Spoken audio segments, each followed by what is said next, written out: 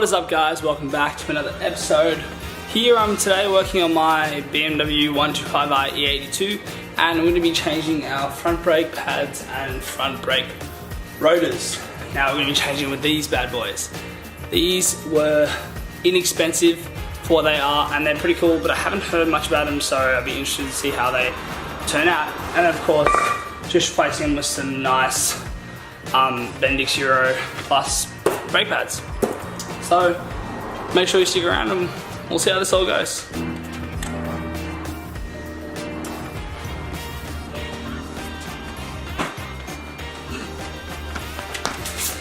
So what I just did was turn the ignition on the inside of the car. So that's putting in your key and just pressing the button without you feeling the brake. And then turning the wheel so that I have a greater access to the rear of this Caliper. So that's what the majority of the work's going to be done today.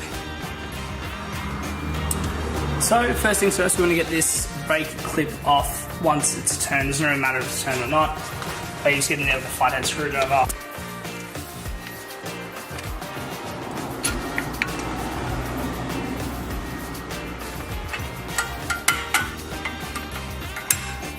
Bang, off like that.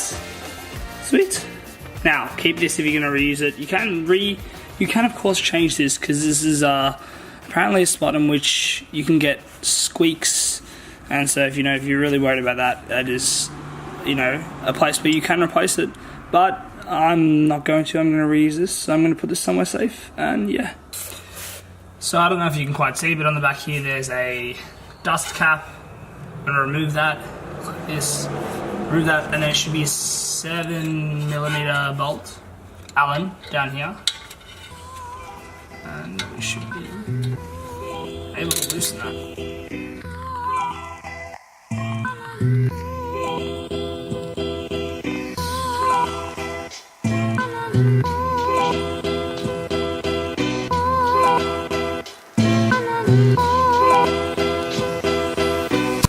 So there's this one here, and there's the same thing on the bottom, another dust cap, which you can get off with a flathead, or you can just use your fingers. Same size Allen. Get in there, and we're removing that one too.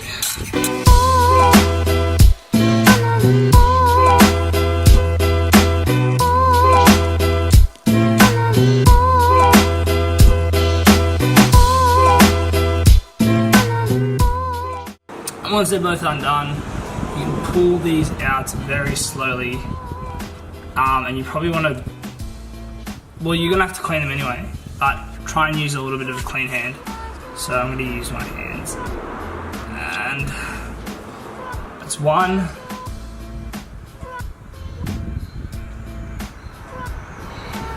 And that's two, and there you're sliding pins. So I'm going to put that somewhere safe, put it on a paper towel or something, don't put it straight into the dirt, because anything you put on here will go back into your caliper.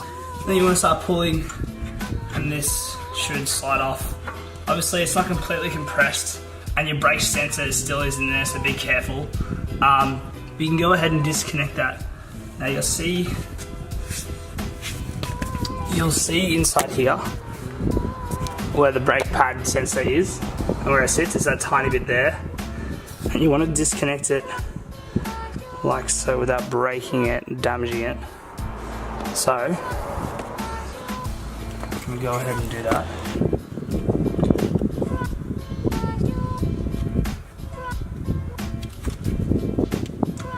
Just like that, disconnects. This one is obviously done because the brake pads are being changed, brake pad sensor needs to be changed as well. So yeah, you don't have to be super light with it, but you want to still, show it a little bit of courtesy. But that's it, that's out. Don't let your brake caliper dangle. I have a bungee cord. Just for this purpose, so that I can get it between the caliper. Sorry, something loud should pass. I get in between my caliper and hang it up.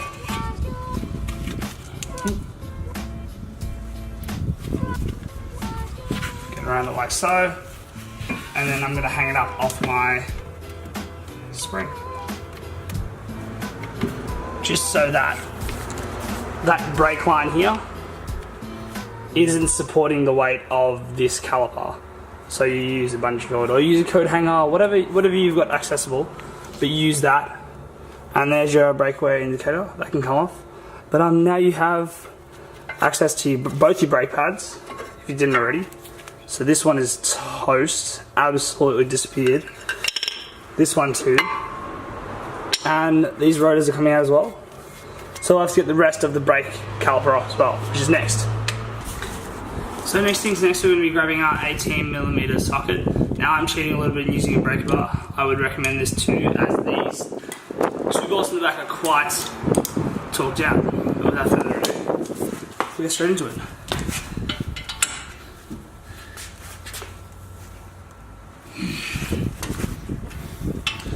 The breaker bar makes this look easy, but they're not 100%.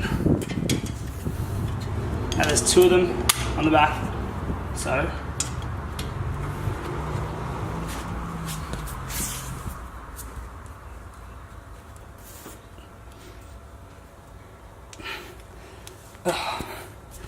that one there was a bit more of a demonstration of how hard you need to push. And then once you've done that, you can go ahead and grab your ratchet.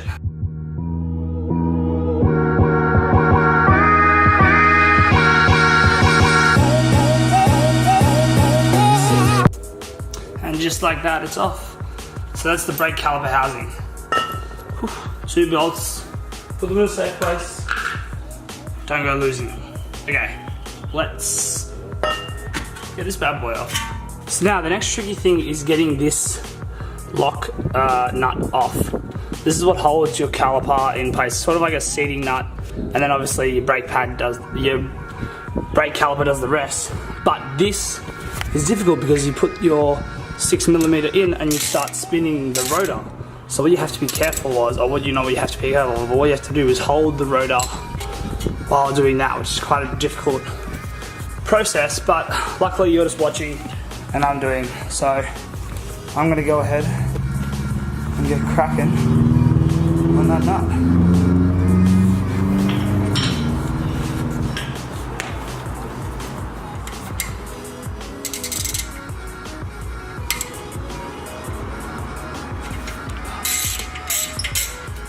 Okay, I lie, it wasn't too hard, but a lot of people online said it was hard. But nonetheless, it's out. That's all it is. It's tiny. That's all it is. Sweet, put that in a safe place, and now this, a little bit of love, should come off.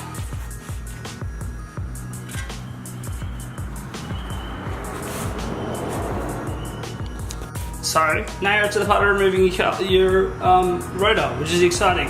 So what we're going to do, we're going to go in here. Oh, never mind. It's ready to come off. I did give it a little bit of grease before, but it's exciting. It's off.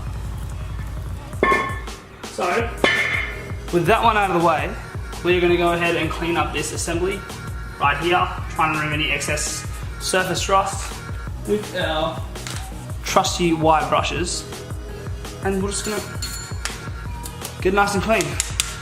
Minimize the amount of noise we can have from excessive brake rust or brake pad wear.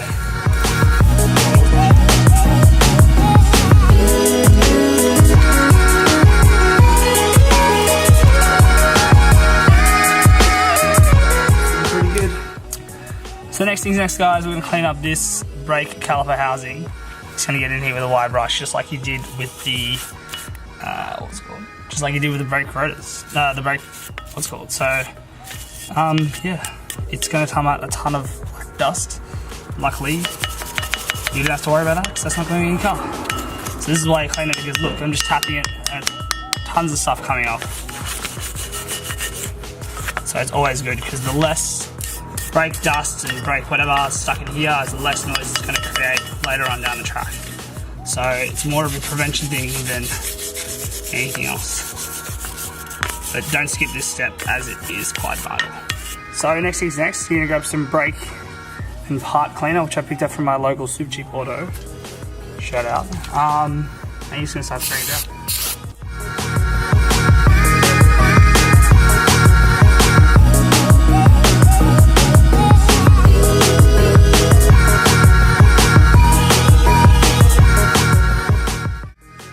So now comes a semi more exciting part.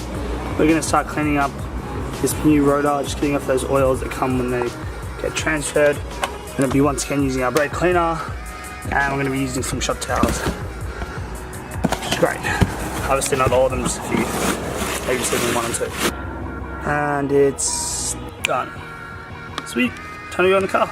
You're going to grab your brake rotor, line it up where the holes go, and of course grabbing our locking nut, putting that in there and roughly grabbing our wrench, tightening.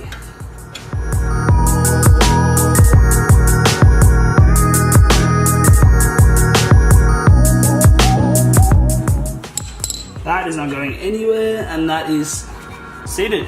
Wow, that looks so much nicer than stock.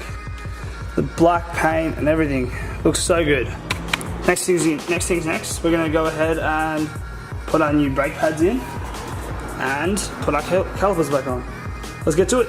And just to show how necessary this brake pad change was, let me just show you the difference. Sidearm profile of that looks like a skinny white person. Bang. That's thick. That's thick. Same on this one. Nice and thick and juicy. Down to the bone. Definitely time for a brake change. Now, these two are junk, and these two are our new pads. So let's go ahead and put them on.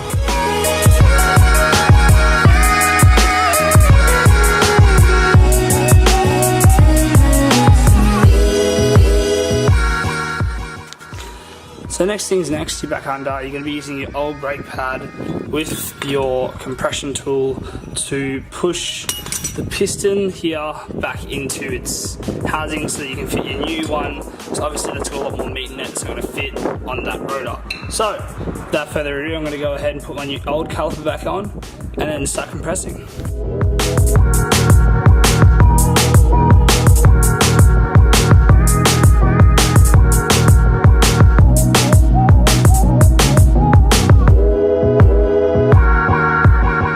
Now that that's been compressed with our tool and our old brake pad, I can take the old brake pad out, add the new brake pad, which clips into the same spots the old one was just sitting in.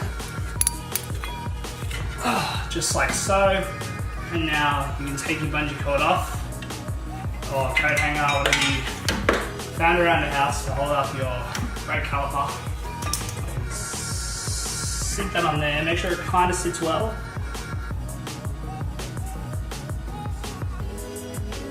As long as it's sitting well, then you can grab your other brake pad, voila. Take your caliper back off real quick, slide this one on here, should fit in there quite nicely. Push it a bit flat so it doesn't move around too much. Voila, that's in. Now, for me, I have another brake sensor. It's not on me right now, so I'm just gonna put the old one back in now for temporary use. Of course, to change a brake pad sensor, I usually take this white container out, disconnect it from here, there's a little clip, and then the whole wire comes off, and then you just replace it by pushing this one in here. So, now we're onto the sliding pins. As you can see, mine are pretty dirty, so obviously gonna have to give them a bit clean up. And that's done. Now, what I'm using today is some Bendix ceramic high performance synthetic lubricant, and I'm going to be sliding these all over these slider pins. Sorry for the noise. Putting them all over our slider pins, and these slider pins can slide nice and easy in our caliper without friction and without wear. So generally with a finger, you want to kind of spread it all out. It comes out blue, which means you can obviously see it on the silver, and you want to make sure that all of the shiny surface obviously gets it, but none on the threads. You obviously want to, sort of protect the threads from sliding, so obviously they want to stay in place. So, without further ado, we're going to chuck these in. Not forgetting our dust caps, as they are essential to make sure ends of these don't get dust in them and therefore get into the caliper. Sweet, so now we're underneath the caliper and we have our 2 sliding bolts. And we go ahead and put the first one in down here, trying to get it dirty as it goes in. Try to avoid touching the sides. And it should, once it finds its hole, want to slide in. Same thing goes for the other one. Still trying to find its side. And this one should also just want to slide in. Give it a little bit of a wriggle, it's what I normally do. And you'll hear it bottom out, you hear the 2 clicks, so you just hear it. 7-inch Allen. That's the one. That's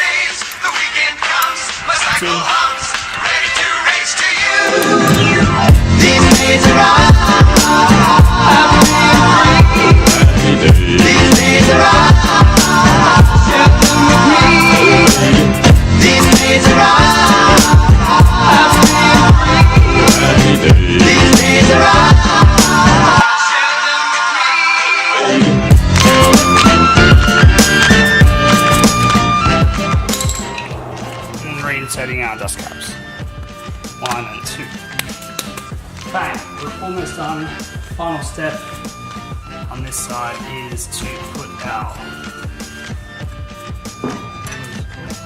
clip back in. Now there's a certain technique to this. I've forgotten it. And just like that, guys, both of these are done.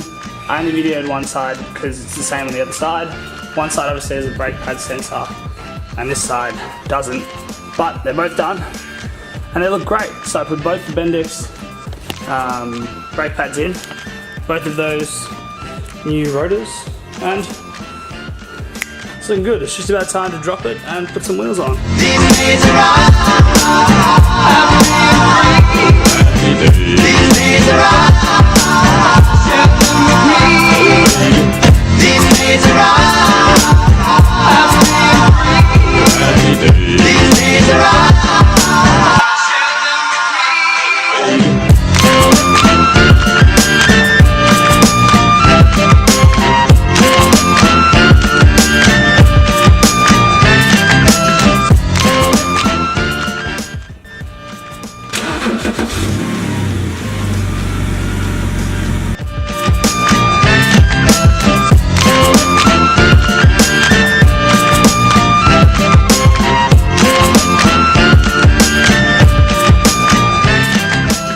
Thanks for tuning in. If you stayed this far, thanks so much. Just a little bit about the brake rotors that I got them from VMAX Brakes Australia. The main reason I got them from these guys is because they did front and rear brakes that are the same build and the same quality, rather than getting slotted front brakes and then stock rear brakes. It just would look a bit funny, and I kind of like the black paint on it a lot. I obviously did use those Bendix Euro Plus brake pads too, and they are a treat. So I'll let you know how it goes in the future. If there's anything comes up with it that's bad, I'll obviously let you know. But so far so good. I'm gonna go give them a quick drive around and make sure I didn't screw anything up. But if you see another upload from me, the chances are I survived. So until the next time, peace out, and I'll see you then.